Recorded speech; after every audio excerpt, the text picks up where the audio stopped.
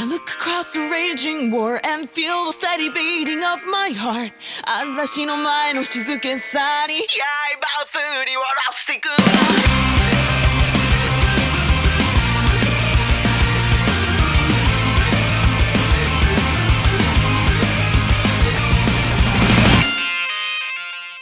Hello everyone, it's your girl Columbia. How are you? I'm fine. Let's get into it. So, I'm having one of those catch me outside, how about that day? So I'm outside recording. It may sound a little, outside-y, but that's okay. Today we're going to be responding to an individual named Vindicator, whom I affectionately, not really, call Vinnie, because he hasn't vindicated anything as far as I know. Vindicator and I got into a little argument on Twitter about the British exit from the European Union.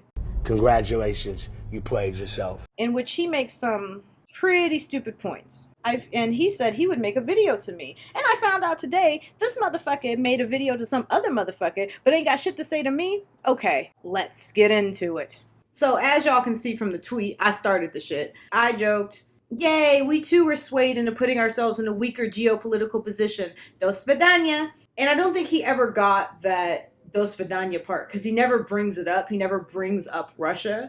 My point being that Russia helped to influence both the United States and allegedly the United Kingdom, because I think we certainly have better evidence in the United States that Russia attempted to influence our election than the United Kingdom does that Russia helped to influence the British exit vote. And so I guess that ticked him off a little bit, because, he's in a safe space. According to Vinnie, the UK has increased its geopolitical position because it can trade with whomever it likes and make deals with whomever it likes. And they're still a part of NATO, of course. I'm going to reiterate the point that I made in the tweet.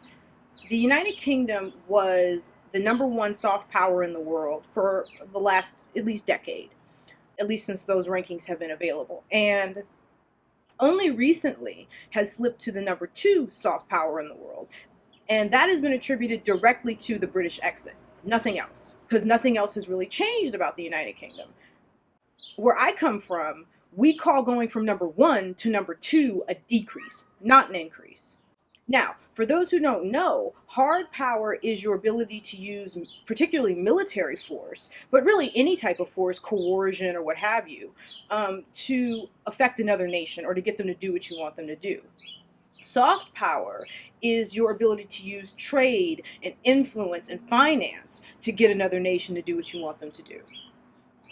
Moving right along, in terms of trade, the United Kingdom will no longer have access to the common market, the same common market that helped the free flow of goods from the free flow of not just goods, but persons from one EU nation to another. Having to go back and negotiate agreements with both the European Union and perhaps the member states individually will take time. And the longer the UK spends negotiating, the more damage that can be done to the economy. Businesses don't like uncertainty. And the longer that they have to wait for a deal to be made between the United Kingdom and France, or the United Kingdom and Germany, or the United Kingdom and the European Union as a whole, is the longer that businesses don't know what the rules are. And the longer they don't know what the rules are, the longer they will hold back investment. So now you're in a situation where the UK looks like a riskier country to investors and business owners in other nations, because there's no set of rules yet as to how the UK is going to conduct business with EU member states individually and with the EU as a whole. Not to mention that the Center for Economic Performance out of the London School of Economics is forecasting a 22% decline in foreign direct investment over the next decade, which could cause a 3.4% decline in real income, meaning that every British household will be contributing £2,200 less to GDP than they were prior to the British exit. So I'm going to need you to tell me how the fuck that's a good thing. One of your problems with NATO, right, and dragging NATO into this argument, again, is that NATO is not a replacement for the EU in terms of military coordination, right? It doesn't actually meet enough times to fulfill the role of being a facilitator between the United Kingdom and the European Union in terms of military exercises, in terms of dealing with war, in terms of dealing with other military issues. I notice a lot of Brexiteers like to bring up NATO, like NATO is going to save your ass. It's really not.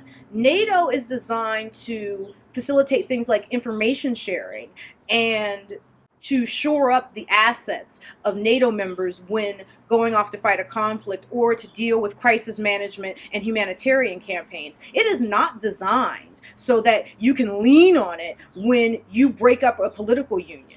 Right? We don't know how NATO is going to react or how NATO is going, even if NATO is going to help in this situation, right? So you just throwing NATO up in there doesn't do shit for your argument. You make this point about, well, it's not a great system when you have to bail out the member states due to the currency of that system.